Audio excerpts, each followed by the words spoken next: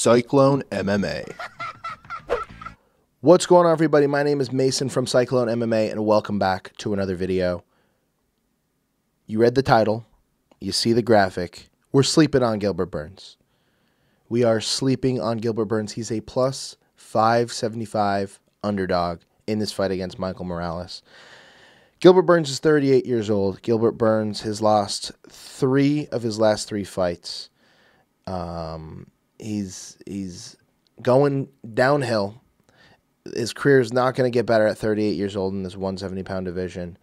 I still think we're sleeping on him, guys.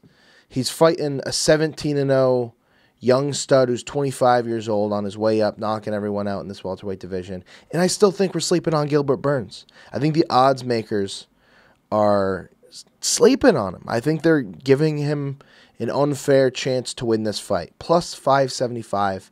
That is the scrub on the card against the young prospect. That's the guy who's 2-2 in the UFC. He's fought nobodies, and you got a collegiate wrestler or Khabib's second cousin or Anderson Silva's son fighting him. Anderson Silva's son maybe isn't the best example, but you guys understand what I'm saying. All right, we're going to dissect Gilbert Burns' last 3 fights. We're going to talk about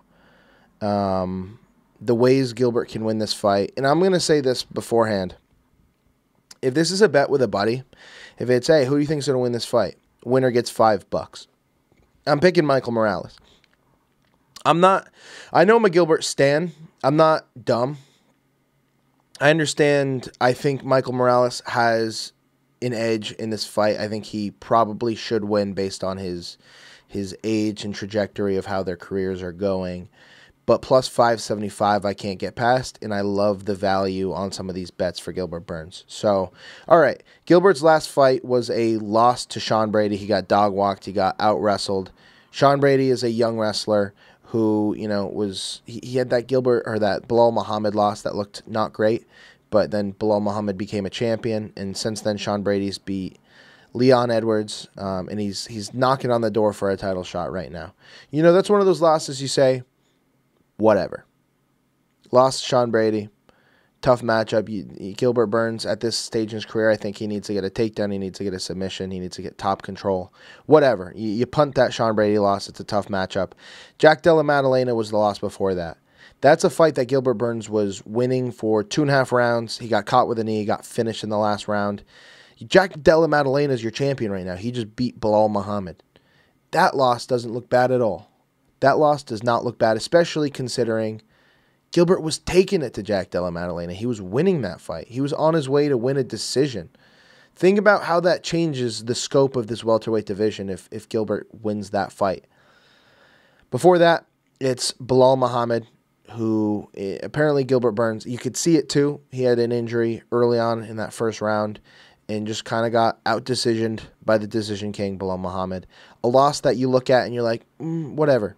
Whatever. He had 2 wins before that. A win over Jorge Masvidal. Not a great win. And then a submission win in the first round over Neil Magny. So, Burns is 2 out of his last 5. He's 2-3 out of his last 5. And he's 3-4 in his last 7.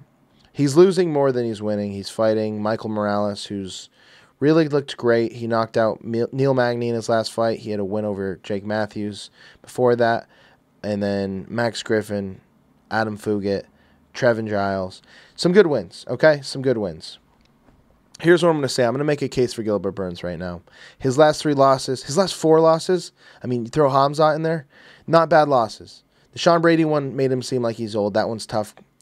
But Michael Morales is a striker. He's not really been tested with the takedown game in the UFC. Jake Matthews would have been an interesting test. I think he went for 1 takedown. Gilbert Burns is going to try to take this fight to the ground. If he takes it to the ground, he is a legit black belt.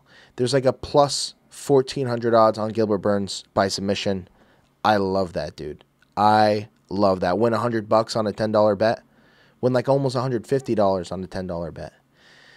Man, it's just Gilbert's got more ways to win.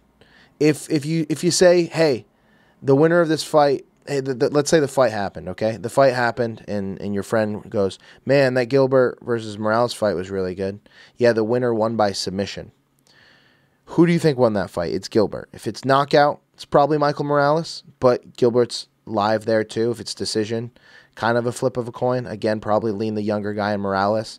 But Michael Morales isn't winning this fight by submission. If it goes to the ground, Gilbert's dangerous. That's what I'm saying, okay? We're sleeping on Gilbert Burns. He's not a plus 575 underdog. He's not worthy of being that slighted in these betting odds. I understand why Vegas is doing it, because there's idiots out there like me who's like, plus 575, I'm putting money on Gilbert.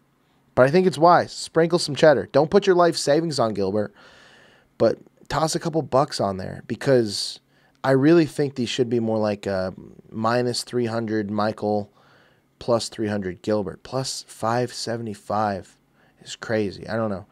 I think toss 10 bucks on a two-way bet where it's Gilbert wins by decision or submission, and I think that's, not a crazy bet. If you can't tell, I'm a huge Gilbert Burns fan, and so really it's just been, these videos lately has just been me glazing one guy over and over and over, and that's what this is. Will Michael Morales win? Maybe, probably. I give him a 70% chance to win. But if there's a 30% chance of having plus 575 odds, I'm taking it, guys. That's it. That's the video. Peace out. Go Gilbert Burns. Let's go.